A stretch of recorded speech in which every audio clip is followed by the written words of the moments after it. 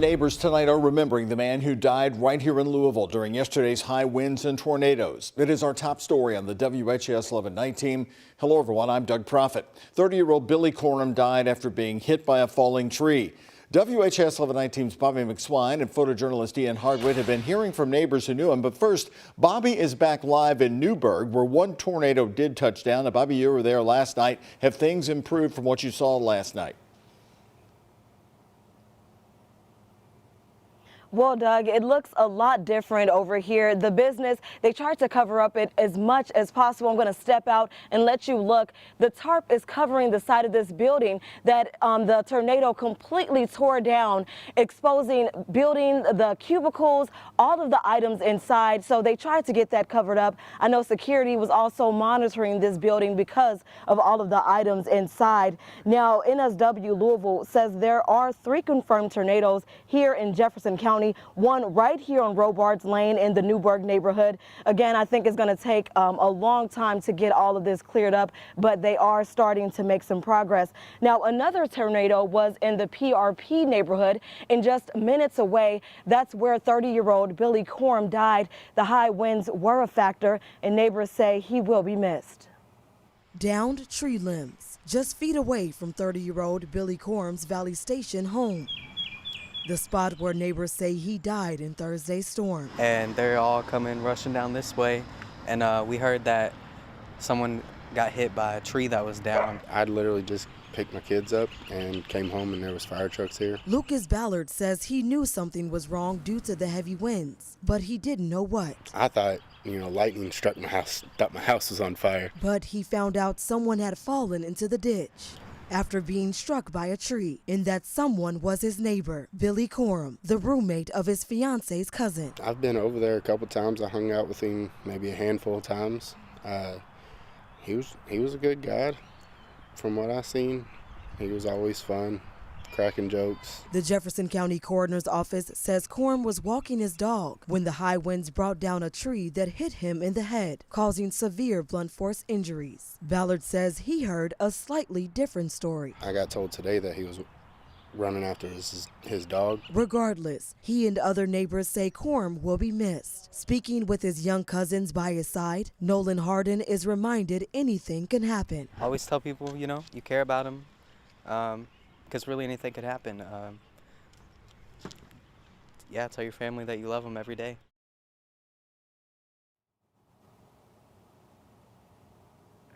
Right now, Billy Coram is the only confirmed death in Louisville. I'm live in Newburgh. Bobby McSwine, the WHAS 11 night team, on your side. Bobby, thank you very much. Well, crews from the National Weather Service started their storm surveys as soon as the weather moved out last night in Louisville and continued them today. So far, they have confirmed 4 tornadoes in Kentucky, 3 right here in Louisville, and 1 to our west in Meade County, Kentucky. The National Weather Service says 2 tornadoes touched down in the Newburgh neighborhood where Bobby is reporting live tonight. One EF1 with 90-mile-per-hour winds and the other with 95-mile-per-hour winds. New on the night team, Arnita Booth says she was in her living room when a tree came crashing into her home. It was about 5:45. I had my television on. I was watching the news, and they say take cover. And all of a sudden, the breeze started coming through. My pictures started falling off. I just started screaming and running. And the next thing you know, I just saw this tree coming down. Booth told us her neighbors helped remove the tree and patch up the roof, as you can see right there. In Pleasure Ridge Park of southwest Jefferson County, the Weather Service says a tornado with winds of at least 110 to 150 miles per hour hit that area. That makes it a high-end EF1 tornado. Crews are still looking over the damage in this neighborhood. And in Meade County, Kentucky, crews with the Weather Service found damage from an EF1 tornado off Joe Prather Highway and Cedar Line Road near Brandenburg. The 110-mile-per-hour winds ripped up large trees and damaged some homes in the area. The meteorologist in charge of the Louisville office, John Gordon, tells us they look at many components to determine the strength of a tornado.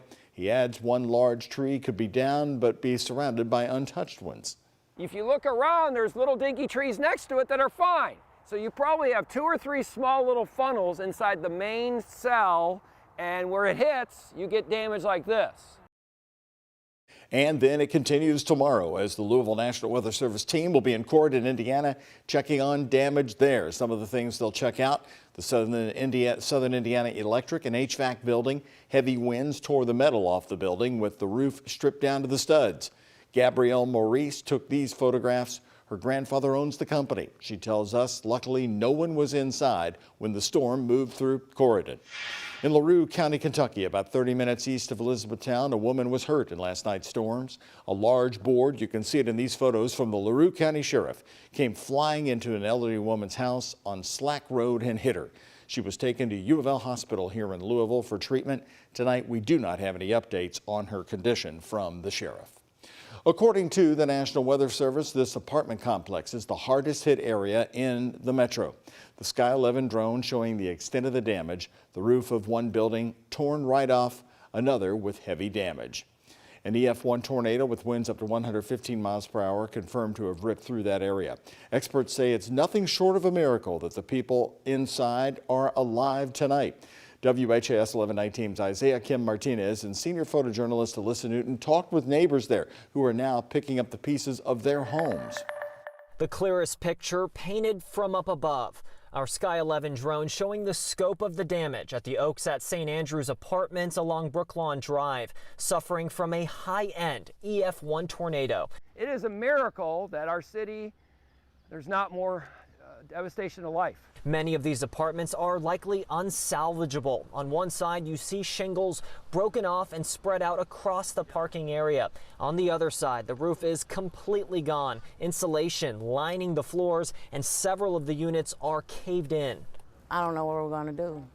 I really don't. Denise Allen was inside her apartment when the tornado hit, It was the worst 3 minutes ever. I can't say that. where all she could do was pray. I got my two babies. I have a 3-year-old and a 6-year-old. My man wasn't about me or none of that. Just making sure my kids was okay.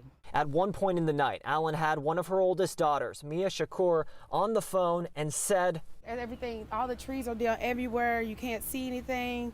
The roof is off the next building. I was like, oh my God. Shakur got over as fast as she could, thankfully, to find her mom and younger siblings alive. A scary situation, especially when you ain't never been through like a natural disaster before. Could have been my last day talking to my mom. Could have been the last time ever seeing my brothers and sisters. Nearly a day later, she's walking her younger siblings into her mom's apartment, windows shattered, trying to salvage what's left. From here, I don't know where we go, but as neighbors, we'll figure it out.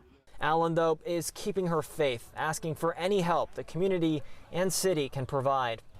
And we've also learned about a man living here, an older man who neighbors say was essentially swept out of his home during the storms. He was sent to the hospital, no word yet on his condition. We also spoke with the Red Cross, who tell us they've temporarily housed about 20 people and have shelters available if they need to house more.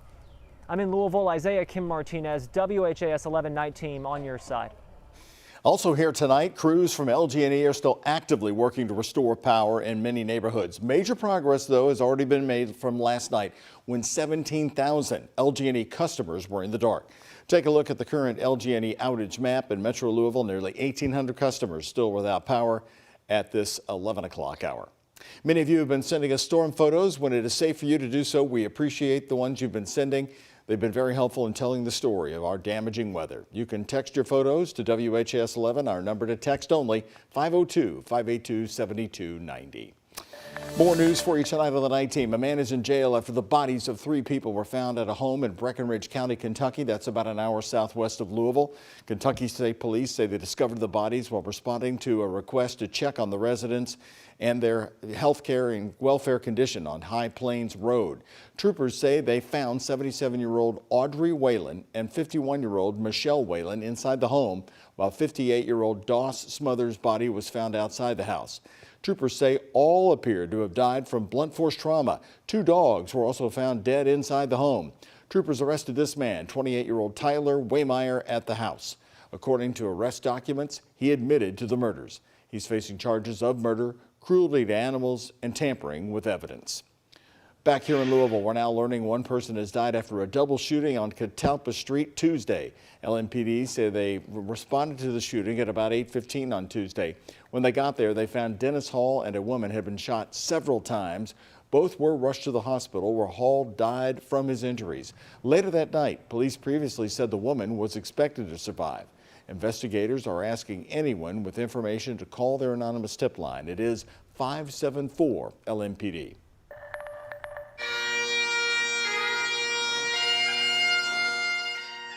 The scene this morning at Southeast Christian Church as Louisville Metro Police said goodbye to one of their own at this emotional ceremony at the East End Church. Officer Rob Oliver died last week, 3 weeks after he was hurt in a motorcycle accident. With LMPD, friends and family remembering Oliver as a gentle giant who loved his community. An amazing man, an amazing friend, an amazing father, an amazing teacher. And the list goes on and on. Officer Oliver served on LMPD for 18 years. Before that, he worked in southern Indiana at the Jeffersonville Police Department. He also served in the U.S. Army.